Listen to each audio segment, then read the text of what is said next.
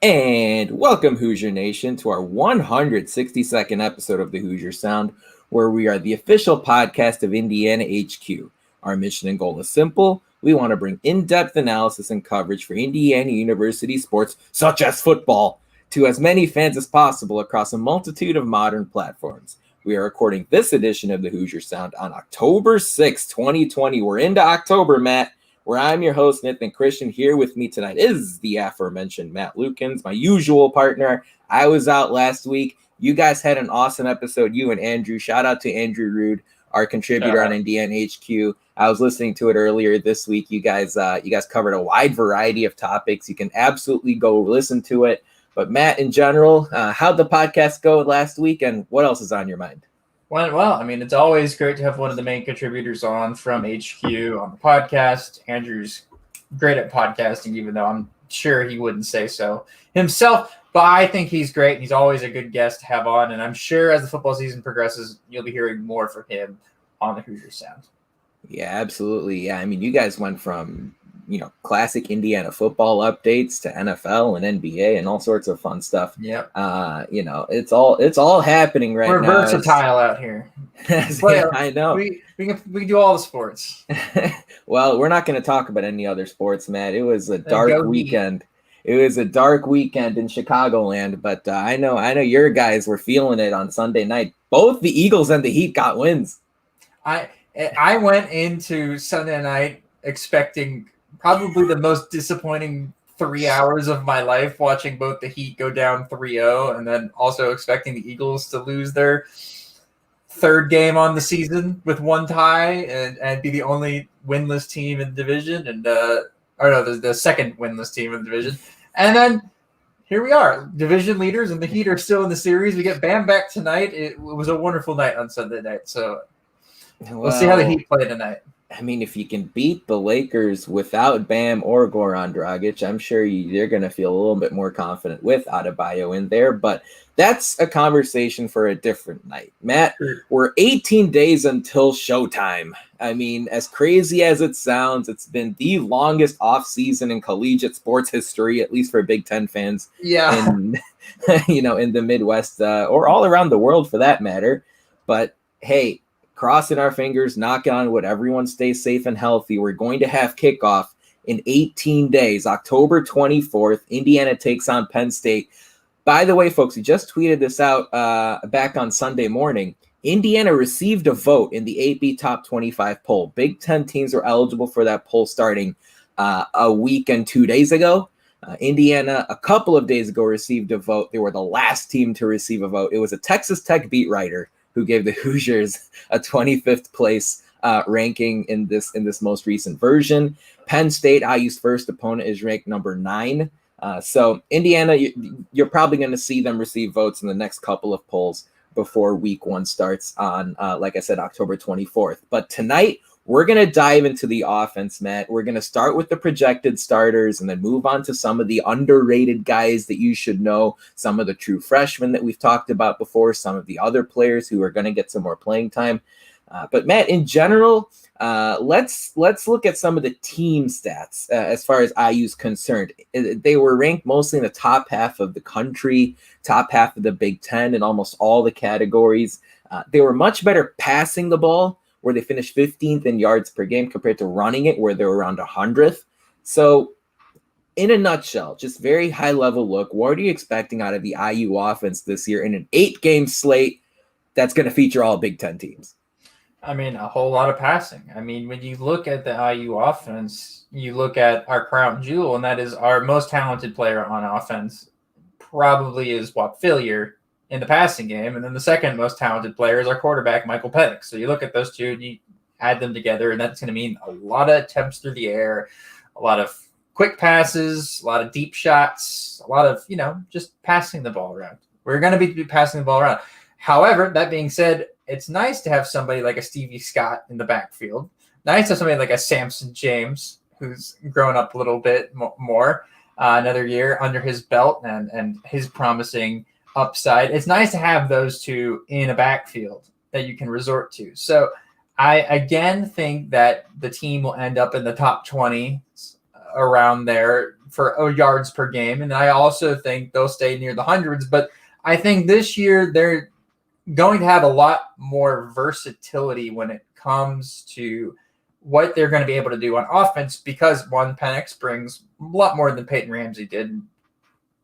We'll talk about this more in depth, but having Penick out there brings another facet to the offense, and then having two really good running backs now, both of which that can play off of each other, right?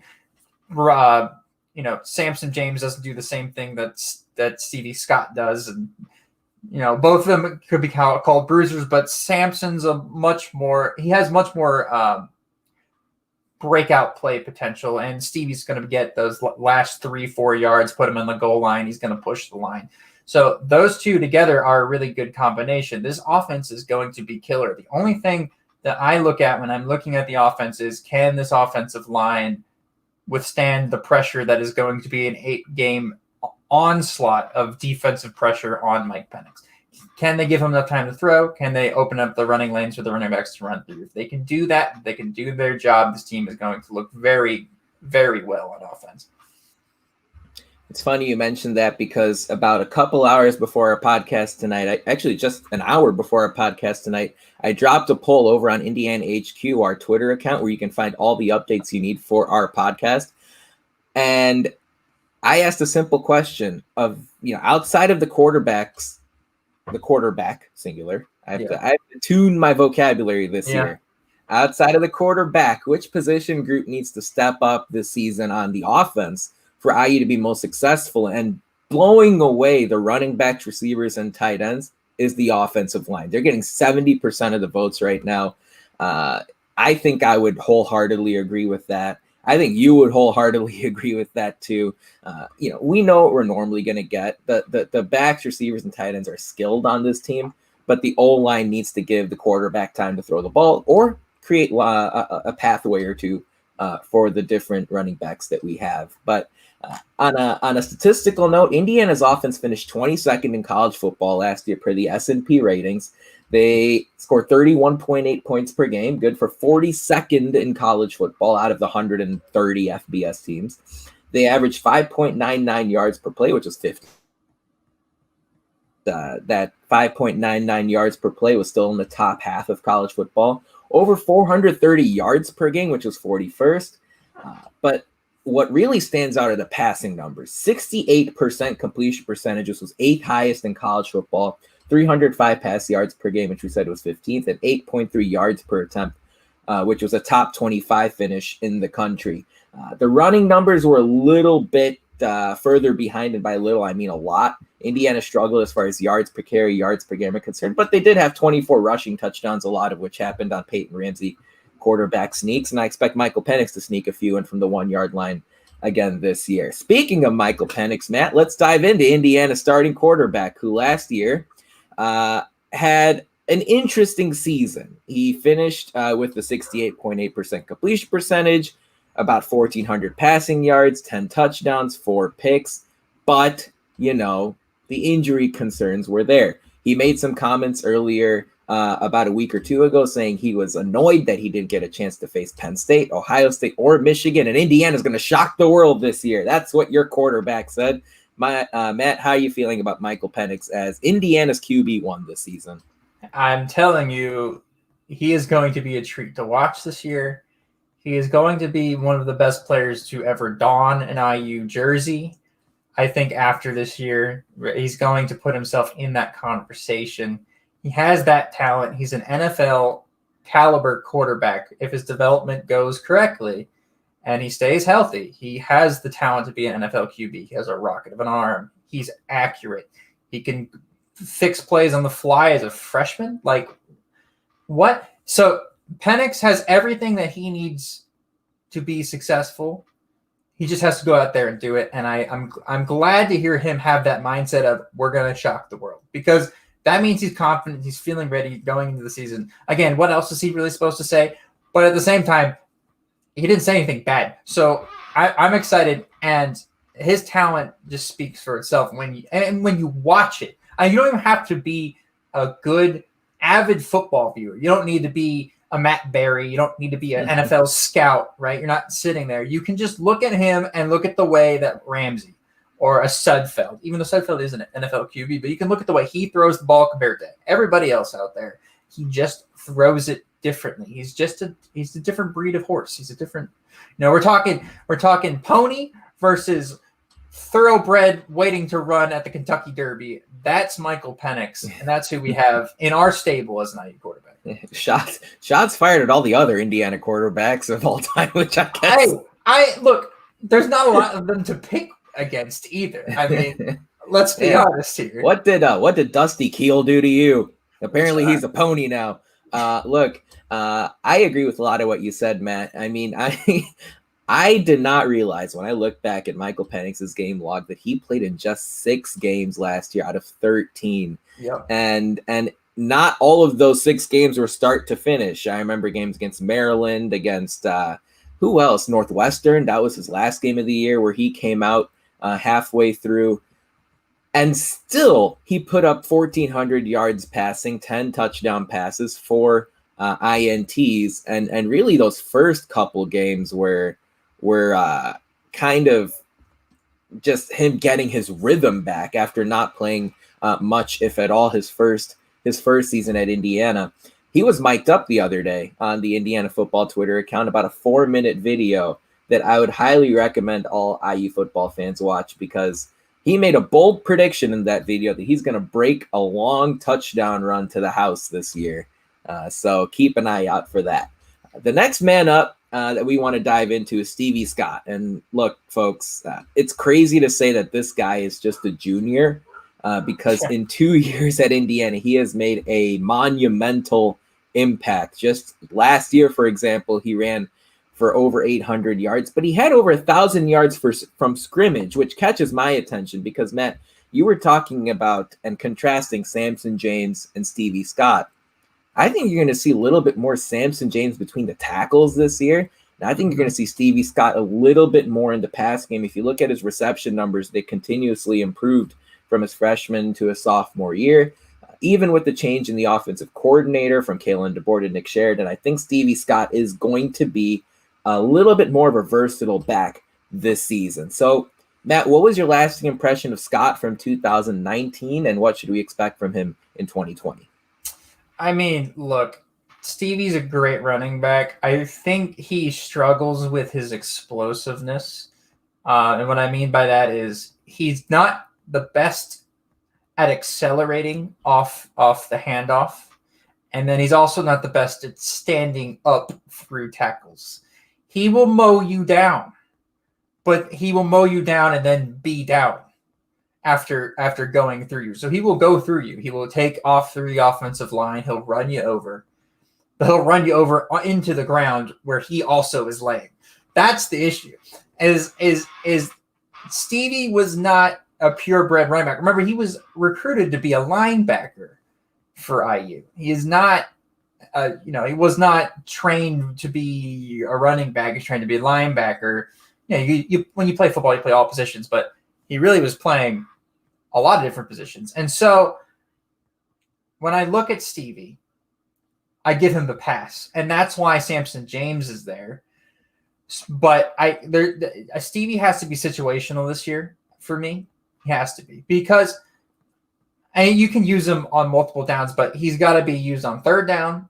And he's got to be used where we have like a run pass option play where he can not only just block, but slip out and get like a 5-yard pass.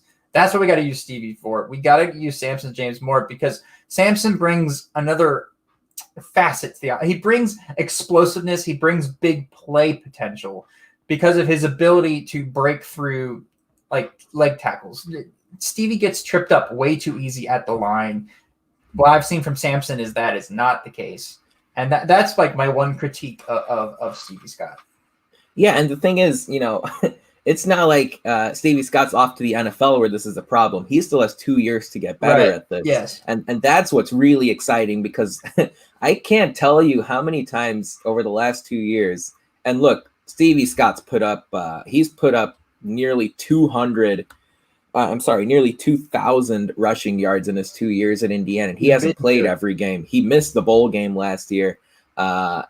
and he missed another game last season as well. But there are at least 5 or 6 plays I can remember where he's one broken tackle away from a 70-yard touchdown. Yeah. Instead, it's a 20-yard game. Right. Yeah. And just imagine if he can fix that his junior year or his senior year, all of a sudden a 1,000-yard rusher could be 12 or 1,300. Yeah, he has that in his locker, and he doesn't have that elite acceleration. He doesn't, he doesn't break tackles at an elite level, and still he is there close to 1,000 yards rushing. So what we have in Stevie is great. Can he improve upon it? I don't know, but definitely something for him to work on. And it's nice to have somebody like Samson James behind him who could step up and maybe even fill that role without Stevie even needing to improve drastically. Mm-hmm. Definitely. And hey, with an 8-game Big Ten schedule plus the 9th game in December, Champions Week at the end of the season, Indiana is going to be calling Stevie Scott's number quite frequently because he seems to be someone who elevates his play during Big Ten season. For sure. Let's move on to these wide receivers, which we haven't talked about nearly enough here in the first 16 minutes. Let's go straight to the stud, the Biletnikoff Award nominee, Whop Phillier. Matt, I know you love watching Whop play. He's already setting school records as it is. Last year, he had 70 receptions for 1,002 yards, including a couple of really big games. Unfortunately, he didn't get a chance to finish that game against Penn State or play against Michigan, or else he could have had even bigger, gaudier numbers. Take it away, Matt. Whop Phillier. What about him do IU fans need to know?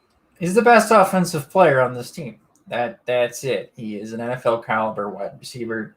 He'll probably go in one of the later rounds just because of injury concerns, and also he's a bit smaller for an NFL wide receiver. But 70 catches, 1,002 yards. He eclipsed the 1,000 mark by 2 yards last year. 14.3 yards per catch and 5 touchdowns. That's a lot. That's a lot for an IU wide receiver. He's in obviously hollowed ground when it comes to statistics and statistical numbers. Not to mention the fact that he's been on 2 bowl teams. But look, Whop is going to be covered a lot this year, and he's going to have to take the challenge of teams double teaming him, because that is how good Whop is. The teams are going to have to try to take him away.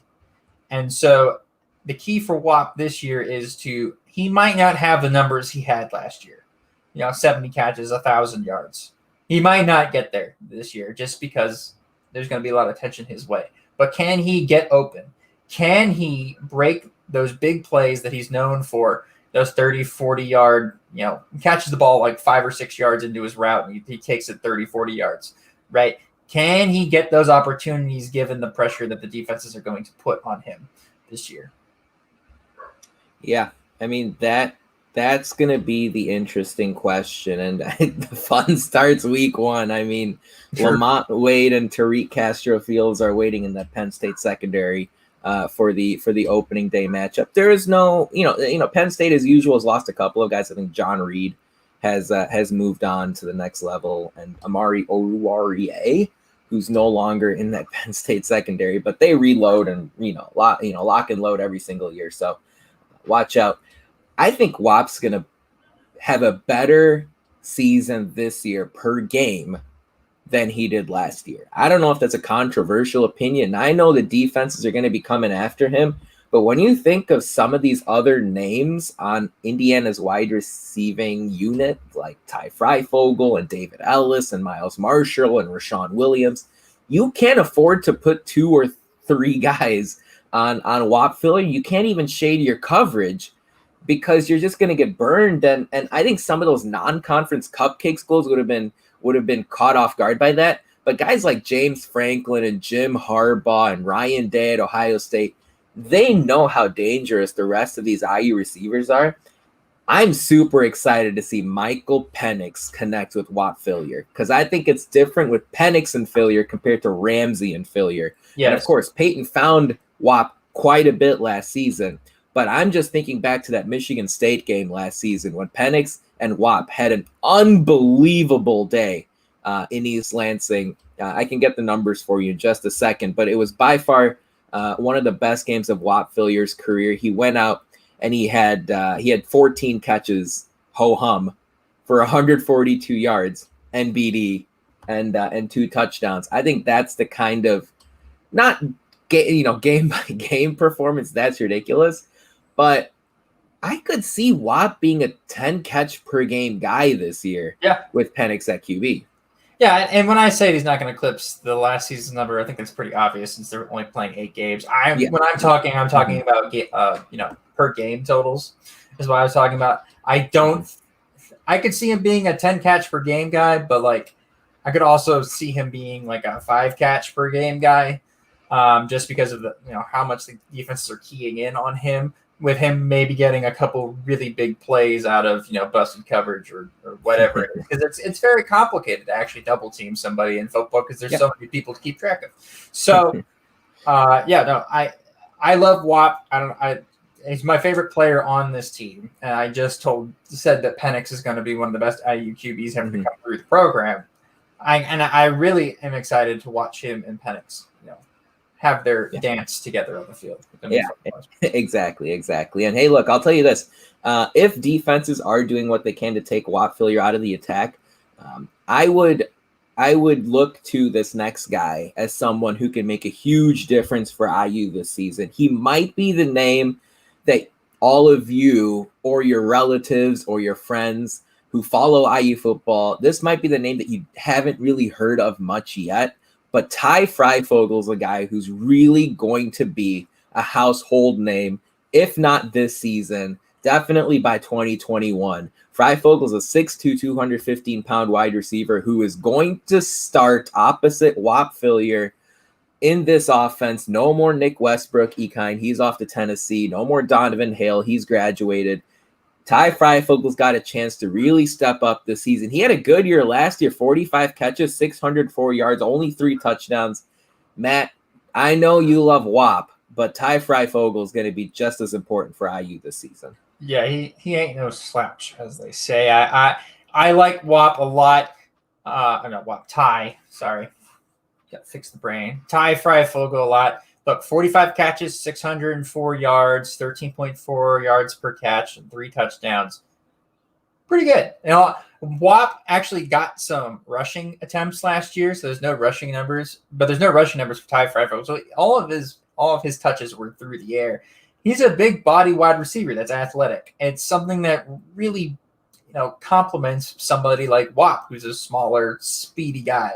You need a little bit of a bit of a mix-up. You need a little bit of different taste in your life. And Ty Freifogel is that for this offense. It gives them a bit of a red zone threat, along with somebody who we'll talk about in a bit, Peyton Hendershot. For Mike Penick. Mike Penick is going to get along very well with Ty Freifogel. Again, he's got good separation for a big-bodied guy. He's got good hands.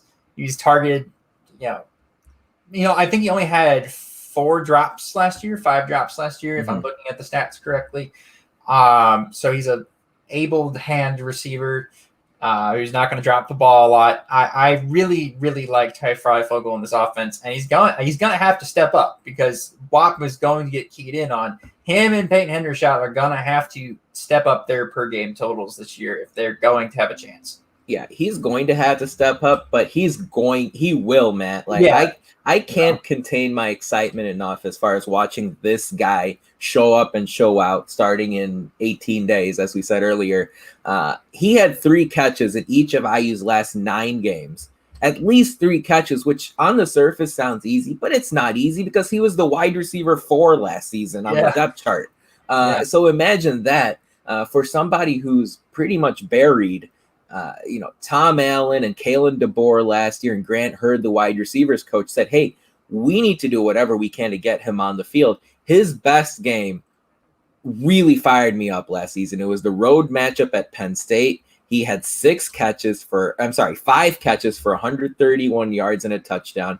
He even had 3 catches in the bowl game against Tennessee for 63 yards, and that was without Whop, with Whop limited in that contest, really keyed in on by the Tennessee defense. So Ty Freifogel, I am super excited. I think he's a dark horse second or third team all Big Ten receiver this upcoming season. And you're going to hear his name thrown around as far as draft consideration as well for, I don't think the 2020 draft, or I'm sorry, I don't think the 21 draft, but possibly the 22 draft after he graduates and plays 4 seasons. The one guy, to round out the wide receiver, I'm assuming Indiana's going to have at least 3 wide receivers out there at all times because they're not going to play a fullback. And I don't think they had the depth to play 2 tight ends. So assuming they have 3 wide receivers, the player I'm leaning with most in this rotation to get the first look at least is David Ellis. And Ellis was somebody who only had, I say only quite loosely here, he had 25 touches from scrimmage last year, a combination of rushing and receiving.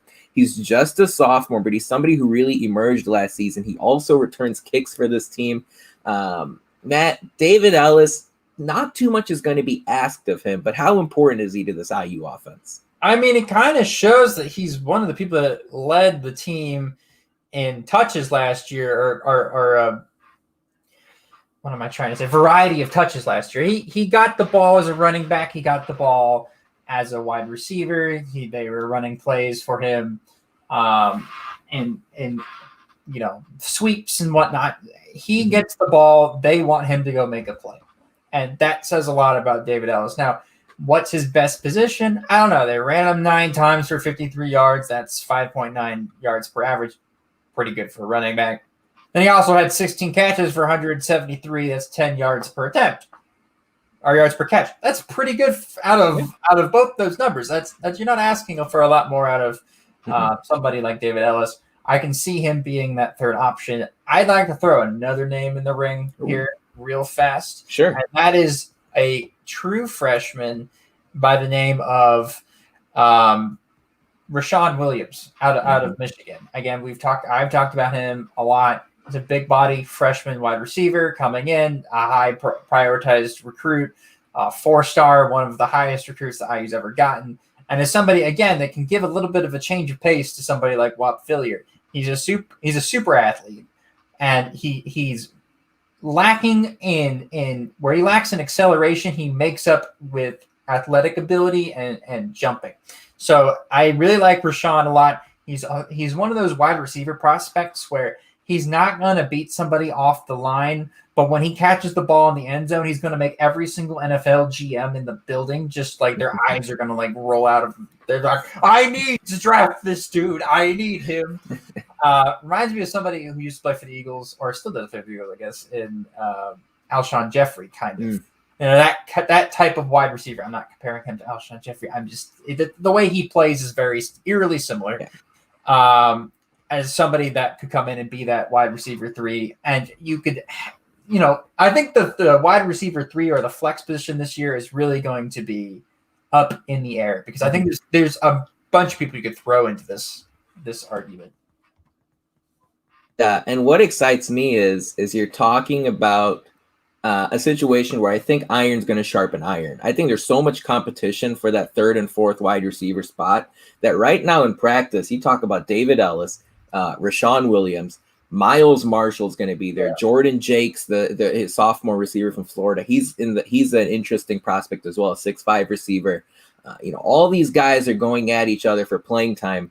And hey, there are games last year where Ty Freifogel had 130 receiving yards at Penn State. In that same game, David Ellis had 7 catches against the Nittany Lions in a sort of forgotten performance, which would have been a lot more meaningful and notable and probably remembered a lot more had Indiana won that game, which they're very close to doing.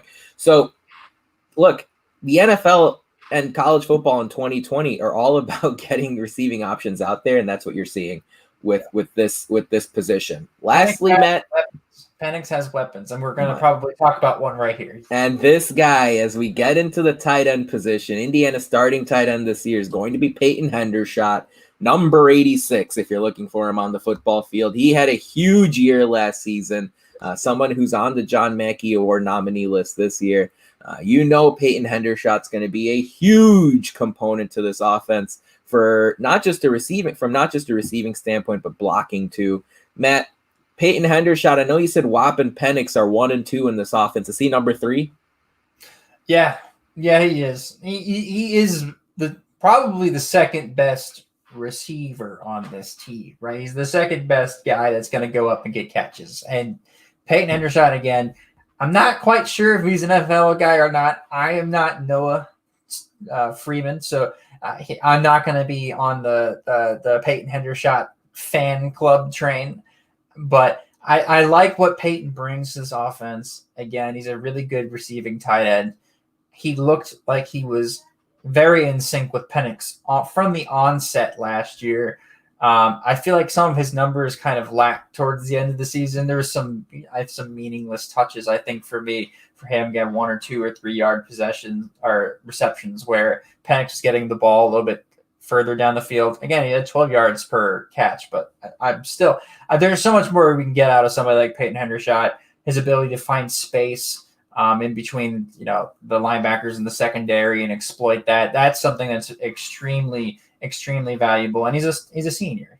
Him and Wap are going to be instrumental in this year's offensive success.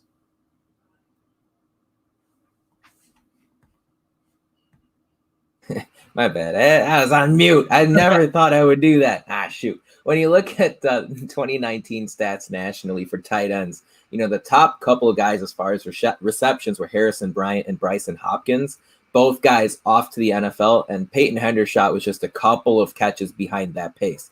So you're definitely talking about someone who last year put up 52 receptions for over 600 yards, the 4 touchdowns too. The touchdowns number is going to go up this year with Nick Westbrook and Donovan Hale out the door. I'm really excited to see what Peyton and with Penick at the helm. And with Michael Pence.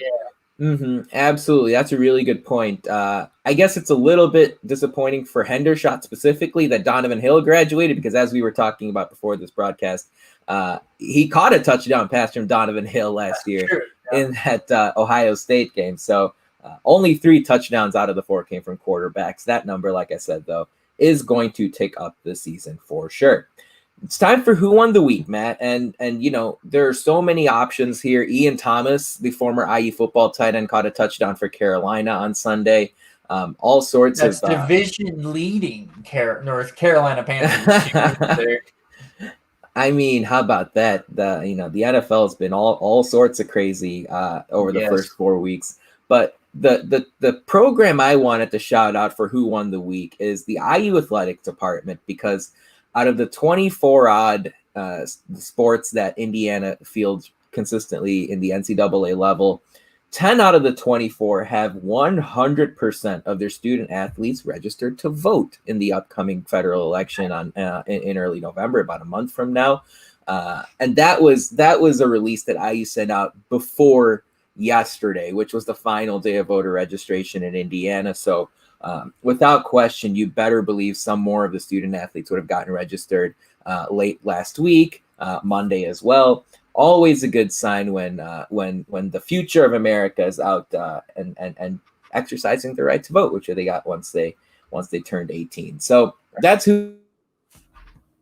So that's Who Won the Week this past week in IU sports. It's time to dive into the offensive line, Matt, and we're not going to spend hours and hours debating each of these guys, but there was a little bit of news that was released in the last few days that entering this upcoming season, Matthew Bedford and Caleb Jones are going to switch sides. Bedford's going to move over to the right tackle spot. Caleb Jones is going to start at left tackle for Indiana. So Bedford gets the left-handed Michael Penix's blind side, while Caleb Jones lines up at left tackle in front of Penick. I mean, let's start with Caleb Jones, Matt. This dude is a monster. He's like 8 feet tall and 700 pounds. That's not I might have to double check those numbers. But Jones is somebody who all IU fans will easily recognize once they turn on a football game. Isn't that right? Yes, and I mean, offensive linemen genuinely are giant people. I had a friend in college by the name of Nick. I am not going to say his last name, but he was an offensive lineman on the IU football team. I have a bungee chair that's behind me that when I sit in it now, and it's a bungee chair, it's supposed to be. You're not supposed to be sitting on the floor. I now sit on the floor because of Nick. So thank you for ruining my chair, Nick. Anyways, yeah. So Caleb Jones at left tackle, he is My lights are flickering. I apologize. That's so weird. Anyways, that threw me off. Caleb Jones at left tackle is a big move. Again, I think this says more about Matthew Bedford, that Matthew Bedford got switched to get the blind side, and that's something we'll talk about in a bit, how excited we are about somebody like Matthew Bedford. But Caleb Jones ain't no slacker either. He's a very good tackle. We have 2 very good tackles on this team. I am not worried about tackles on this team at all. In fact, I think the tackles might be one of our best positions on the team as far as depth-wise. I'm really happy with what the coaching staff has done, what the offensive line coaching staff has done with the tackles on this team. They're both extremely talented and reliable, and hopefully we get to see them play in all 8 games this year. 6'8", 362. To give you the official measurements from Indiana as far as Caleb Jones is concerned. In-state kid too. Always nice to see a Hoosier. I'm sure Archie has been asking him if he wants to go play. He wants to pretend to be Rashaan Williams when they play Purdue for the week. You just go play power forward for the practice team. Well, Rashaan Williams, he's a pretty big boy too. But then I bet when you line him up next to Caleb Jones, he looks small. Yeah, it's like a mouse versus a skyscraper. Yeah. Jones is a huge component to this IU offense. I think he's going to have an awesome season. I was a little bit concerned about his viability going into last year, and he blew away my expectations. Based on that, I think going into this 2020 season, he has a lot to play for. I think you could see Caleb Jones drafted possibly before any other IU player if everyone for some reason declares for the 2021 draft. I mean, he has that sort of upside, that sort of potential. So definitely keep an eye out for him. In the left guard spot, the person I'm projecting to start there is Dylan Powell, the Stanford grad transfer. He's somebody who played a couple of years at Stanford before getting some injury concerns. Matt, Dylan Powell is someone who brings some experience to Indiana's offensive line, especially on the interior where you no longer have Simon Stepaniak or Hunter Littlejohn. Dylan Powell is going to be really important for this team, wouldn't you say? Yeah, I mean, he's an offensive lineman. Offensive lineman outside of the quarterback might be the second most important position on the field. You got to keep your quarterback healthy, 1, by not getting hit, and 2, you got to give him time to throw. And you have a really good quarterback, the more time you give him to throw, the more likely you're going to win. So offensive line is really important. Congratulations. Crash course on football. Dylan Powell comes from Stanford. Again, Stanford is synonymous with developing NFL caliber offensive linemen. I believe Dylan Powell is from Center Grove, correct, originally? No. He's not from Center Grove. Yeah. But he is still a Stanford guy. Again, so he's going to be smart, 1. But 2, look, he comes from a coach and a system that is very reliant on a really good offensive linemen. They run the ball like heck. They when they pass the ball, it's long passing plays, play action. So they are both required to be really good run blockers and also be excellent at pass defense and give their quarterback time to throw. I believe Dylan Powell is going to be able to do that here at IU with the Hoosiers. Yeah, the Center Grove kid is testing. The Center Grove kid is Javon Swan, who's also a Stanford transfer. Yes, but he's on the defensive line. And by the way, folks, next week we'll get into the defensive aspect of the team, the special teams too. So you can look forward to that for our podcast episode next week. But yeah, I mean, we talked about Stevie Scott and Samson James and how important they're going to be to this team. Powell, who's from Hannibal, Missouri, is going to be a key player as far as that's concerned. The center, Matt, is Harry Kreider. And, no longer do we have Hunter Littlejohn flinging the football back to Penick and Ramsey. Kreider is somebody who also in-state, super exciting. He's somebody who you can expect big things out of this year. He's going into his senior season. So Kreider's basically set aside and watched his first 3 years. The Columbus East grad is going to get his time to shine now. So bottom line, Matt, the center, you said the offensive line's important. And the center is probably the most important of the offensive linemen. He's going to be huge to this running game and to the passing game as well.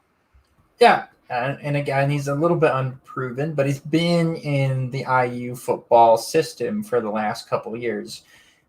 I'm going to go on a limb and say I trust him right now.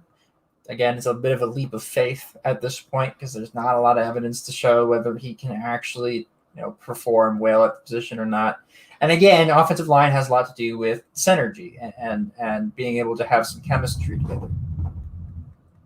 So will Harry Kreider be able to have chemistry with the guards? Mm-hmm. We shall wait and see, but I really like this choice you've made for Harry Kreider to start at center. Yeah, he's going to be the guy, in-state player, somebody who I think it's always a little easier for your head coach and for your offensive coordinator when a senior is snapping the football back compared to a true freshman. There's some more experience on the interior of this offensive line. Get to know the name Mackenzie Noira. He's probably going to start at right guard for Indiana in week 1 against that vaunted Penn State defensive line. And of course, you got Michigan's great defensive line coming in week 3. Noir is a redshirt senior from Houston, 6'4", 322. Just a random side note, there is a ton of size and strength on this offensive line for Indiana, even in some of the younger kids who won't get to play. This isn't a situation where they're going to need 2 or 3 years to bulk up. I mean, some of these guys could start for Indiana right off the bat under other seasons. But Matt, Noir is somebody who you may not know off the top of your head. He did play in that Purdue game last year and the Tennessee game too, so he comes in with a lot of experience. Yeah, he comes in with some good experience. And again, for a young guy, experience means just about everything. Like, look at Penick after he got some experience the year before, and then he played some last year and was a potential all Big Ten player. And then you look at somebody like Matthew Bedford, same thing that happened to him, right? He got to play as a true freshman, got some experience, and as the year went on, he became one of our better players, as now is going to be blocking blindside for Penick. Noir is also going to be on that blind side as well. And I saw some promise out of them in the Tennessee game, playing with each other in a line. Maybe the coaching staff saw something with that, and let's give Noir a shot. Yeah, I mean, I love how you led right into that with Bedford. He's going to start at right tackle for Indiana, the 6'6", 314-pound sophomore. He's just in year 2, but he stepped in after the Coy Cronk injury last season. And Bedford's going to become one of those names that you hear of talked about as far as NFL offensive tackles, assuming he stays healthy, because Matthew Bedford showed a lot of skill last season facing some of the toughest pass rushers in college football. Remember, at the end of the year last year, Indiana had to face the Penn States and the Michigans of the world at the end of the season. Also, George Karlaftis at Purdue in the bucket game and Tennessee's vaunted pass rush. Bedford held his own against those teams, and he's going to get thrown into the mix right off the bat, weeks 1 and 3 this year, Penn State, Michigan. You're going to get to know Matthew Bedford's name. No question about it as we head into this 2020 football season. Matt, I know you love looking at social media and the IU news and nuggets that come through there. What's your social media shout out of this week? Yep. So this week, again, like every offseason social media shout out, there's not a lot of people we can go off a game plan, game day stuff about. So we have Andy Katz again, back at it again. We had him again 2 weeks ago. We have him again today.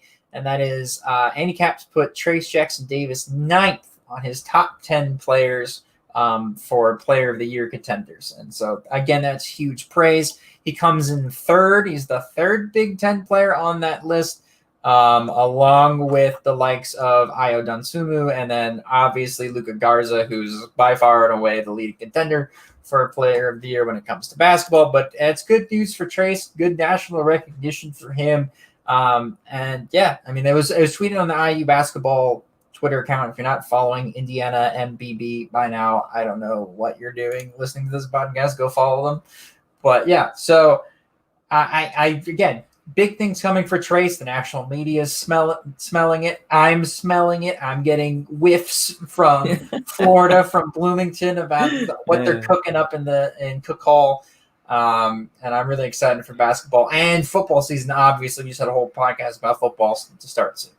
Yeah, TJD, guys, we didn't say top 10 Big Ten Player of the Year consideration, by the way. No, This is it's top 10 national. national. Yeah. And that goes to show exactly what the overall media folks are thinking about TJD. Katz did cover quite a few IU games last year, working with Fox Sports 1, Big Ten Network, but he usually knows what he's talking about. So that is very encouraging signs. I'm a little surprised, by the way, with college basketball about 6 weeks away, Matt. We don't really have a schedule right now. I mean, do I need to just ignore that, or is that a problem? I think that's a bit of an issue. And again, something we can talk about here for a minute, and that is a lot of things in college basketball are up in the air at the moment. I mean, every day I'm hearing about a tournament canceled here, a tournament rescheduled here. I think there's a lot of moving and shifting pieces in college basketball. So I'd stay patient. Again, we have about 6 weeks. Is it 6 weeks until the season starts, correct? Yep. Mm-hmm. Yep. So I'm assuming that at least in the next 2 weeks, they'll give us a schedule that we can actually look at, a poster, so that you guys can go to, you can go to Simon Scott Assembly Hall and go grab those posters, because I know you guys all put them on your wall of the schedule with the players all laid out. So I hope I'm sure that's coming in the next 2 weeks. I hope they don't make fans go to Assembly Hall to get those posters. They should mail them out. That would make life a lot easier. Especially, I'm sure they'll mail them out as well. Yeah, especially in these strange times. But here's the deal. I mean, the commotion, I guess, surrounds a lot of those multi-team events, the MTEs that you see right now, where, if you think back to normal college basketball seasons, you get a bunch of these little 4 or 8 team tournaments in November and December. The Maui Invitational is a good example of one, but there are a lot of smaller ones that mid-majors play in, low majors play in. And right now you're seeing a lot of teams opt out because of travel concerns, because of health concerns, because of whatever. So that's kind of the tip of the iceberg, and then everything else needs to go off. That's the first domino. The rest of it really comes after that. So hopefully we get some opponents, at least for the Big Ten ACC Challenge, for the Gavitt games. Hopefully we see some opponents at least come up and pop up and leak over the next week or two, because I just want to see who Indiana's going to play in the non-conference this year, and that's before the tough Big Ten. I want answers. That's all I'm asking for. And normally I'd be like, whatever. But the NCAA said a couple of weeks ago that season opener is going to be November 25th, and that's pretty close to where we are today. So keep your eyes peeled for that, for the Hoosier fans listening out there.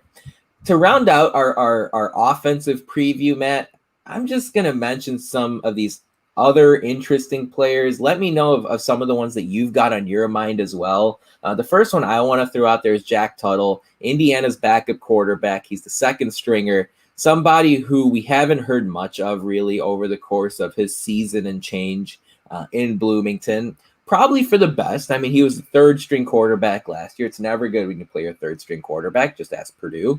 But Tuttle is somebody who is a Utah transfer, in case those of you may have forgotten. He, I believe, is the second string quarterback right now. We haven't heard or seen an official depth chart from IU, but Tuttle's somebody who had a brief appearance or two last season. What do you make of Indiana's backup QB as you enter this 2020 season? I like Jack Tuttle, but I don't want to see him on the field unless we're up by 40. And that's all I have to say with Jack Tuttle. Look, he's a good option off the bench. Again, another year under his belt in the system. He'll be more familiar with it in practice, getting practice reps or whatnot. But I don't want to see him playing at all unless we're up by 40. I love the way that sounds. The next person I want to talk about is Samson James, somebody we discussed earlier, somebody who had 275 rushing yards last year, but really was featured in the last 2 games of the season with Stevie Scott out against Purdue, against Tennessee. This is a 4-star recruit who once upon a time committed to Ohio State. Is Indiana going to give him the ball as much as Stevie Scott this year, or what do you make of Samson James coming up? I think it'll be a 60-40 thing with Samson James. I think Stevie will get 60% of the carries and Samson will get 40. I mean, which is damn near close to 50-50. So they're going to be sharing touches. It'll be a two-back backfield for the most part, with maybe David Ellis coming in, like we mentioned, getting a couple carries here or there, and in a weird package. But Samson brings a lot to the offense. He brings some depth, and then also a little bit of a change of pace from Stevie. And that's going to be nothing but good for the offense. Yeah, it's always good to have that insurance policy too, right? I mean, if Stevie Scott gets hurt, as we saw in the bucket game last year, Samson James can step in, and he's only going to be a little bit more tough physically and mentally entering his sophomore season. Sure. We talked about the wide receivers, Matt. Miles Marshall, Rashaan Williams, Jordan Jakes. Iron sharpens iron. The competition's going to be fierce for those wide receiver 3 or 4 spots. Who stands out to you most? I know you talked about Rashaan Williams, but who's maybe one other guy that you see standing out in this wide receiver group? Jordan Jakes. I'm a big advocate of giant wide receivers, and at 6'5", he is one of those. He is kind of built like a tight end, but plays wide receiver. And give me all 6'5" Jordan Jakes, because that is going to be a lot of fun to throw to as a quarterback in the end zone when you're looking at Penick, jump balls, short routes, his ability to use his long arms to catch balls. That's a weapon that they have in Jordan Jakes, that somebody might not be used in yards 1 to 99, but on yard 99 of 100, he's going to be a killer. And I like Jordan Jakes in that facet. Yeah, and I love you going with Jordan Jakes there. Yeah, the 6'5" really stands out. I know Grant Hurd thinks Jordan Jakes can be an awesome wide receiver at Indiana at some point, maybe not this upcoming season. One of the overlooked guys I want to mention is Miles Marshall. He had 16 receptions last year. He caught a touchdown against Eastern Illinois on an absolute rope from Michael Penick in week 2 last season. I think he's going to really benefit from Penick starting at QB. Don't be surprised if Marshall plays a prominent role, especially if someone gets hurt. Cross your fingers, knock on wood, that doesn't happen. The tight end room, to really round it out, it's interesting. You've got Matt Bjorson and TJ Ivy returning. Cam Taylor transfers from South Alabama. You're seeing more 2 and 3 tight end formations nowadays in college football and the NFL. Out of these 3 guys, who do you think can make somewhat of an impact this upcoming year? I think Cameron Taylor, but not for the reason that you're all thinking. He's not going to be a catching tight end. He's more of a blocking tight end. He brings that bit of a change of pace. Again, we're talking about 2 or 3 tight end formations. So you can have somebody like a Bjorkson who's a little bit of both, a little bit of blocking, a little bit of receiving. You have somebody like a Peyton Hendershot out there. And then the third, and probably one of the more important pieces in that 3 tight end system, would be a Cameron Taylor, who's just an out and out blocking tight end.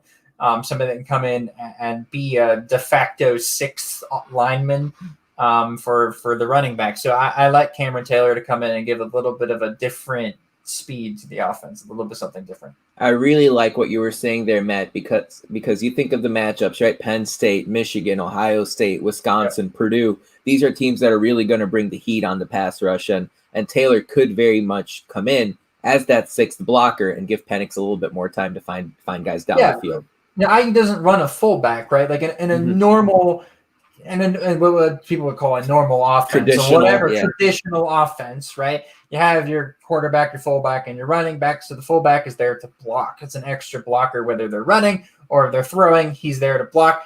Cameron Taylor brings a little bit of that, but from a tight end position where you can move him around to the spot of, okay, they are killing Matthew Bedford this game, right? They're giving him a lot of trouble. Ohio State's just blitzing him on that left side. You can bring somebody like Cameron Taylor in to help Bedford double team somebody on the left-hand side. And then he can also, because he's a tight end, sneak out and run a quick short route to bail out the quarterback if nobody's open downfield. So I like somebody like Cameron Taylor in this offense. Yeah, I mean, I've got my eyes on Matt Bjorson. I think for no other reason than the fact that he's from the Chicagoland area, western suburbs. So is TJ Ivy for that matter. But definitely interesting to see that tight end rotation. As far as linemen are concerned, I'm just going to rattle off a few names that some of you might want to know in case some injuries happen. Aiden Rafferty and Britt Beery are a couple of tackles that could get playing time. Don't be surprised if Charlie O'Connor steps in. He's the backup center in case Harry Kreider goes down. Definitely a group of 3 there to keep in mind in case of some chaos. Closing thoughts, Matt, as we head into the home stretch here. Hopefully no one gets positive tests and hopefully no games are canceled. But as you look back and look forward really to Indiana's offense, as you zoom out and look forward to Indiana's offense, what do you see here? It's an extremely talented group. Yeah.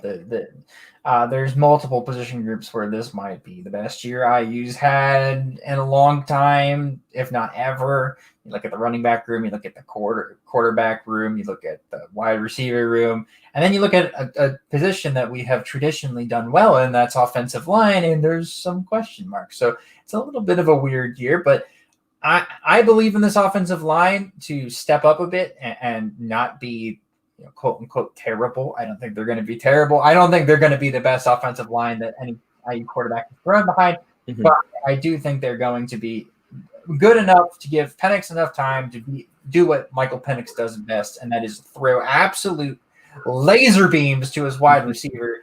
And I am sure that's going to happen this year. And they're going to put up a lot of points. Now, I'm sure we're going to talk about the defense next week. Yeah. If I'm alluding to the podcast next week, which I guessed it right. Yeah. They're going to have a lot of responsibility in us winning games because this offense is going to put points on the board. It's up to the defense to keep points from getting on the board for the other team. So, but I'm really excited to watch this offense. It's going to be fun to watch IU football games. We're going to get into probably a bunch of shootouts this year. Again, and that's just, again, I'm going to say it's all is play calling dependent. We have a new offensive coordinator. We don't know what kind of offensive system. Is he going to completely change it? Is he going to keep it very similar? I assume he's going to keep it pretty similar.